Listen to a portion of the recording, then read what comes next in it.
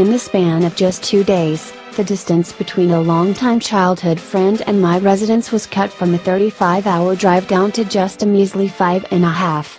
While living in Michigan for 2 years, my buddy's apartment in the depths of San Francisco might as well have been a moonshot away. Once I settled into LA, I grabbed the keys to our Four Seasons 2017 BMW M2 and drove northward to the Bay Area to make up for a lost time. Poor Bimmer. Just as the M2 finished shaking the dust from Pikes Peak off after Features Editor Rory Jurnecka's cross-country blast, it was time to hit the road again. It's roughly 400 miles from my place to his, and I want to get there in as little time as possible, so no scenic routes here, just a straight shot up the rather bland I-5.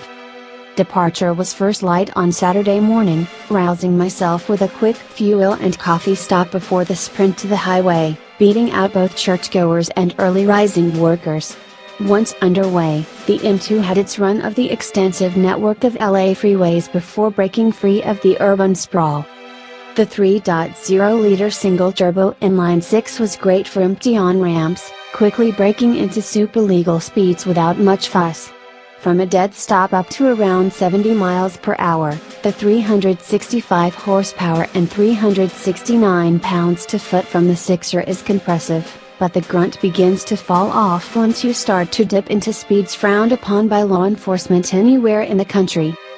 At 80 miles per hour, the engine isn't spinning too high, around 2,400 revolutions per minute, and 20/26ths of a mile per gallon city. Highway fuel economy isn't terrible, but the very best you can expect from the 13.7-gallon tank is around 350 miles, which led me to join contributor Mark Nerdelu's in wishing for more range.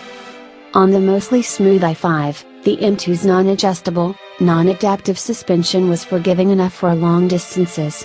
However, San Francisco's construction and pothole-ridden inner-city streets were a bit too rough for the M2's liking, losing some of its dual-purpose charm in the bumpier patches.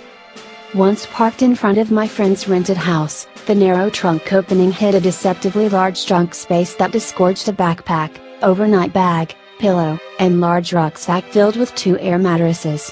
Not too shabby for a coupe of the 2 Series diminutive stature.